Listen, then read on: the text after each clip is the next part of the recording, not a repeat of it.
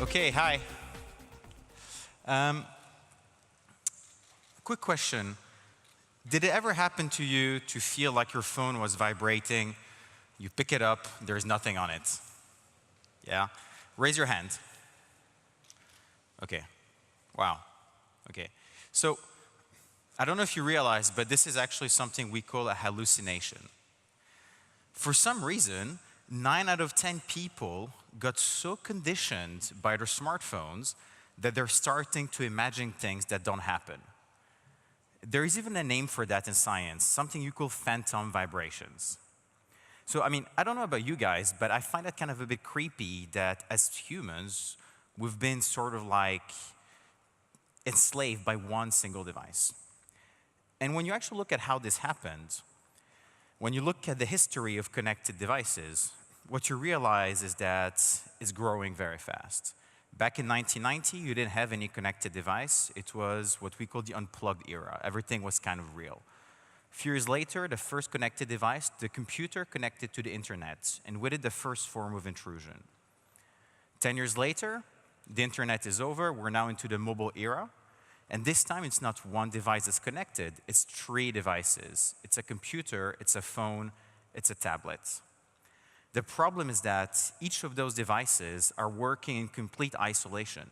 So if you're sending me a message today, it's going to actually ring on all 3 devices at the same time. And the reason this happens is because the current strategy for interacting with those objects is to very simply be safe, which means that manufacturers don't want you to miss anything, so they'll just by default push everything everywhere. Fast forward, we're now getting into what we call the Internet of Things era, IoT. And this time, it's not going to be 3 devices per person. It's going to be 15 on average. That's 100 billion connected devices that we're anticipating in the next 10 years. When you take into account the disproportionality between some countries, it's safe to assume that we in the West are actually going to have maybe hundreds of connected devices we're going to be interacting with on a daily basis. So just for a second, think about it. Today, with 3 connected devices each, we're already being conditioned. If we keep on using technology the same way we are today, in 10 years, all we'll do all day long is react to all of those notifications. We're going to be essentially slaves to those competing devices, which are going to try to tell us what to do. And given that only a very few companies are building those devices, it means that a few people somewhere are going to decide about everything we do in our lives. And I personally, I don't like that. I think this is a big, big, big problem. And I actually believe we have a solution. When you look at artificial intelligence, what you realize is that it's really the ability to give autonomy to an artificial entity. So if you put an AI in all of those connected devices, you can make them able to anticipate what you want to do with them, and therefore you can automate most of interactions you have with those technologies. And when you look at the growth of the capabilities of AI, you see that it takes a little bit longer, but it actually started taking off recently very, very, very quickly. Actually much faster than the number of connected devices we're using. What that means is that if AI is the solution to the friction of technology, then there is a point in the future where the capabilities of AI will far outweigh whatever problem and friction we experience with connected devices. And this is really, to be honest, the end game of the digital revolution. You know, the internet was really not it. The mobile is not it. The Internet of Things is not it. What's really important is what we call ubiquitous computing. Is this idea that those connected devices are so smart that you can put them everywhere. You don't even realize they're around anymore. They've literally disappeared from your consciousness, and the perception you have of the world is that it's unplugged while still having all the benefits of technology. And this is what gets me really excited. You know, this is what really at heart is the reason why I do what I do. I don't try to build a robot that will kill us all. I just try to make sure technology disappears. So I know it might sound a little bit crazy today, but when you look at other types of technology like electricity, exactly the same thing happened. 200 years ago, electricity was something extremely tangible. Remember Tesla in his lab with those huge bolts of lightning. As it became more mature. It became safer, cheaper. We started using it everywhere. As we started using it everywhere, we stopped thinking about it. I mean, how many people got into the room thinking, whoa, there's electricity everywhere? Yeah, nobody cares, right? Your consciousness just basically discarded it. And it's exactly the same thing is going to happen with connected devices. We just need to be a little bit more patient. So anyway, so that's in 10 years. How do we get started today? We can already do a few interesting things just with your smartphone. For example, if I go through your email, I can actually look at things like your booking reservations. If I do some simple natural language processing on that, I can then determine where you're going, where you're traveling. If I know where you're traveling, I can actually start anticipating that you're going to need perhaps a hotel booking, and I can take care of that for you. That's one less interaction you're having with your phone. But now that I have access to your email, I might as well start to mine some extra type of information. If you look at the recipients in those emails and you actually map them on a graph by proximity, what you create is what we call a social graph. Is the interconnectivity between the different people you're interacting with. And this gives you the ability to determine if someone is a professional colleague or if it's a friend, how often you interact with that person, do you talk to them in the evening, in the morning, during the day, what are you talking about? And this, again, helps you save a little bit more time with your phone because then you don't have to go through all of your contact lists and find someone. You can just directly get that suggested to you. And now that you know exactly who those people are, you can start using this to disambiguate natural language. For example, if I'm talking to my friend Michael about going for dinner, I know exactly the context of that conversation. My phone has no idea if it was only looking at the text message. It just knows I'm talking to some random dude. It doesn't know if it's a professional dinner or a social dinner. But because it could analyze my email patterns with him, it knows it's a friend. And therefore, it knows that this is going to be a social encounter. And now that we actually have the address of the restaurant we're going for dinner, and that we know that Michael is someone I interact with on a regular basis, then if I have an entry in my calendar where it's written dinner with Michael, I can figure out that it's this Michael we're talking about and we're going to this place. So you see how connecting all of those different pieces enables you to recreate a much more accurate picture of what's really going on in someone's life. But of course, not everything is planned. Sometimes you just do things by habit. If you go to the gym, you're not going to have that in your calendar or in a text message. In those cases, what we can use is location data. If you actually analyze the location traces from the phone, you can start determining very precisely where people have been going, how long they've stayed there, and therefore learn their patterns of life. You can tell that someone's been going to the gym on a Tuesday evening after going to work. And this is quite interesting because if you do that across a large number of people, you can also start measuring population flows in cities. You can start determining very precisely how people use infrastructure around you, all with mobile phones. There is absolutely nothing else that's involved here. Now, what I'm trying to say is that if you want to create intelligence into those connected devices, what you're really trying to do is recreate this very accurate timeline of what someone has been doing throughout the day and in which context. Because once you have this timeline, you can start training algorithms to learn how to recognize habits and therefore predict everything that's going to happen next. Today, we can predict with over 80% accuracy where you're going to be going and what you're going to be doing. 80%. I mean, that's crazy. I'm just amazed at what we can do. But anyways, so when we started doing that, we realized, well, there's kind of a problem because we're collecting and centralizing all of the personal data. It's kind of a big issue, isn't it? So how do we deal with that? Well, the answer is something that we call privacy by design. Rather than asking you as a person to trust me with your personal data, which, by the way, you should never, I'm actually telling you that I don't have the data in the first place. And the way we do this is through two key technologies. The first one is embedded artificial intelligence. All these algorithms are running locally on your smartphone. The data actually never goes to the cloud. I don't have a server. I don't need a server because your phone has so much computing power that I can do these things directly on it. But sometimes you still need to transfer data. If I want to know if two people are nearby, you're going to need to somehow cross-reference that data set. The way we do that with privacy is through something that's called homomorphic encryption. It's the idea that you can encrypt data on the phone, manipulate the encrypted data with some special mathematical tools, send back an encrypted result that only the phone can decrypt and understand. What that means is that we can actually tell if two people are nearby without ever having to reveal their location. So when you take embedded machine learning plus homomorphic encryption, you can basically recreate any service that exists on the planet. And this is really important because since I was a kid, I've been told the future will look something like that. A kind of sci-fi movie where you have tall glass and metal buildings where you're constantly being surveilled and you have advertising in your face on a constant basis. But I don't think that's what's going to happen, and I don't want that. What I want is something that looks like this, right? A world that actually feels like we're completely disconnected, where we're completely peaceful, we feel safe, but still having all the benefits of technology.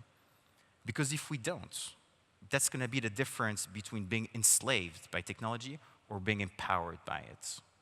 Thank you.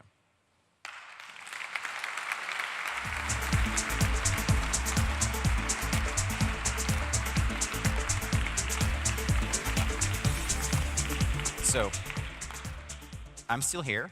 The reason is that I'm going to be having a great panel with a great guy I'd like to introduce, Bruce Duncan from the TerraSem Foundation. Thank you.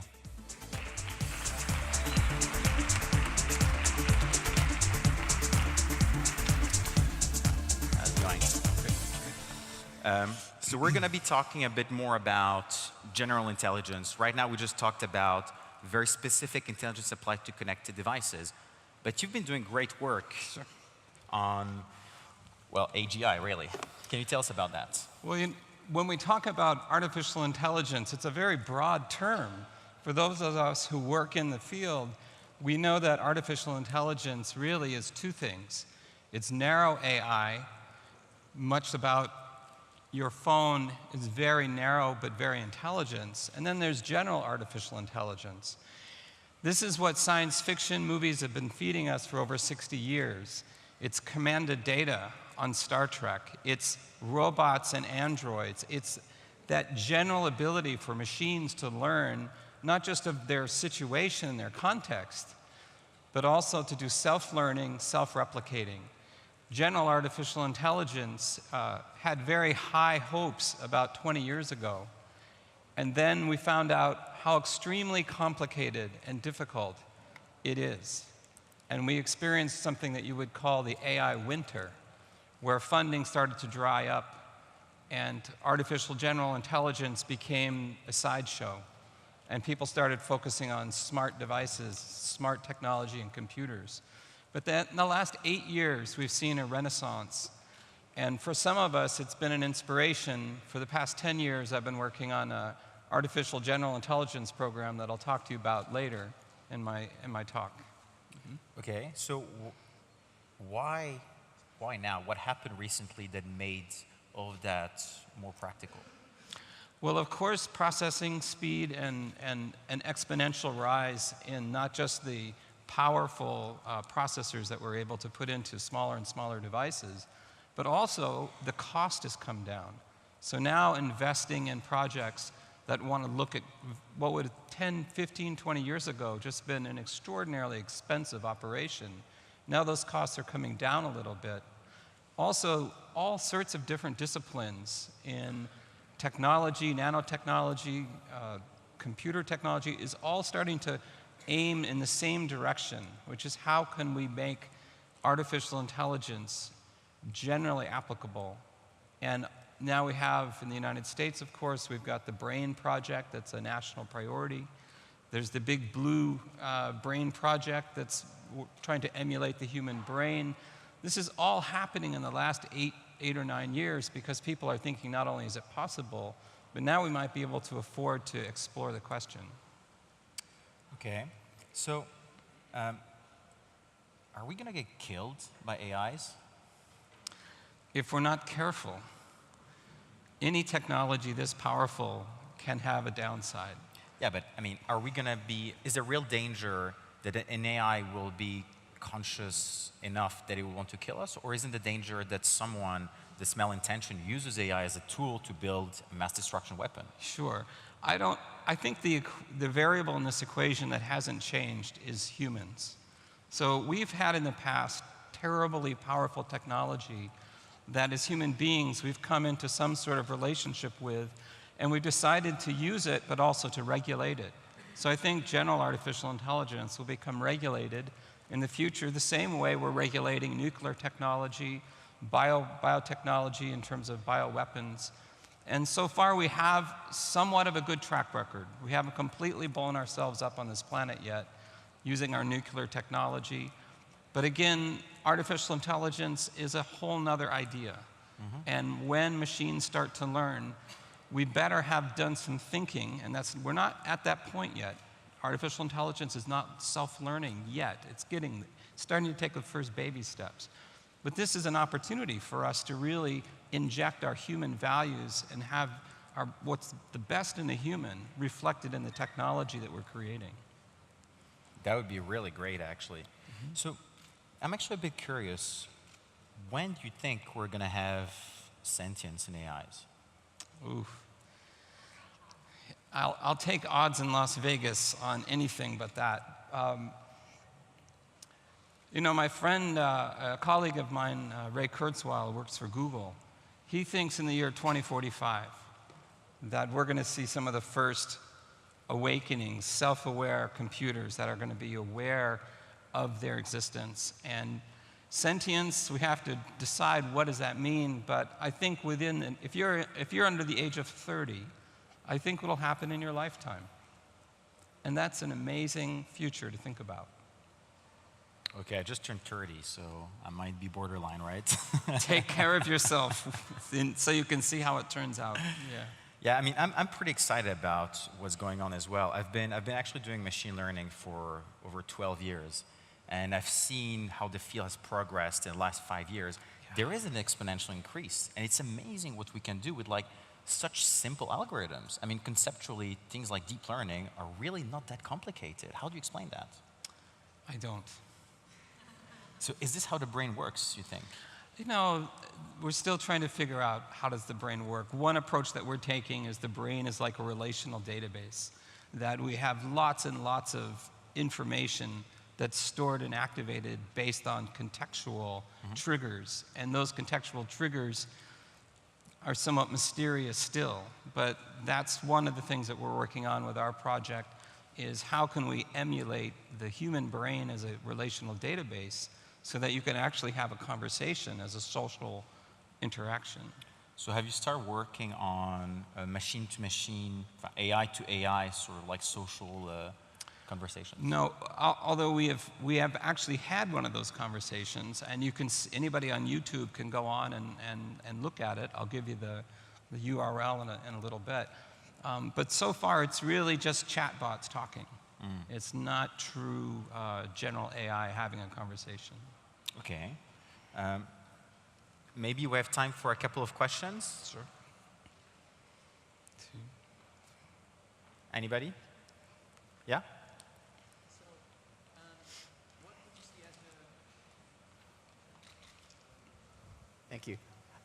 What would you see as the biggest game changer in terms of applying AI before it becomes aware? I mean, there's a lot of potential right now to already help people to apply it in a good way. So, what do you think about that? What practical application do you see coming in the next, let's say, 5 years? Well, one of the applications that I think about, because I had a very personal experience with my own mother who died of Alzheimer's disease. And that was a horrible experience because I watched what was the best and unique about her in her mind drain away day by day. So we may be able to use artificial intelligence algorithms to actually create a prosthesis for the mind, where it not only has access to information that you might have uploaded about your life, about the people you care about, but it then may be able to function as an intermediary between yourself and caregivers, between yourself and yourself. You know, you might have people coming to visit you and you're like, I don't know who these people are because of something that's happened in your mind. You may be able to consult general artificial intelligence to say, who is this person? And that might trigger something to give you at least the ability to recognize your son or your daughter when they come to visit you. So that's one idea. So that would mean augmented intelligence, basically? Yeah, absolutely. All right, thank you. Yeah, I think indeed the medical is going to be a huge, if we don't fuck up, a huge medium-term benefit. Absolutely. I mean, everything from analyzing, MRIs to even helping with research or what you just described, which is great because you can use that for any other kind of troubles. Everything from autism to. I mean, it's quite huge, really. I mean, when you think about it, there's actually some really interesting research happening around autism and education where, people with autism, some people are very fascinated by technology, in particular robots. But one of the challenges of teaching someone who has some part of that spectrum disorder is the incredible amount of repetition and patience it takes to continue day after day to slowly, surely develop the mind of a person who's locked inside of that syndrome. Robots and androids and artificial general intelligence is being developed right now to see if we can augment at first the teachers and instructors so that they can take a break, they can have some assistance. At some point, it may become a very viable primary way of engaging someone because androids and artificial general intelligence won't get tired. It will be able to stay focused and really tune in to the needs of the learner. And that's a very specific area, but the application of that generally to education is also there. So I guess the point is every single thing we know today will be changed or augmented or made better by AI. So we just have to assume that everything we know won't be the same in the future. And so let's think about that. Thank you very much. You're very welcome. It was great. Thank you. Have an amazing talk. Thank you. Thanks, man.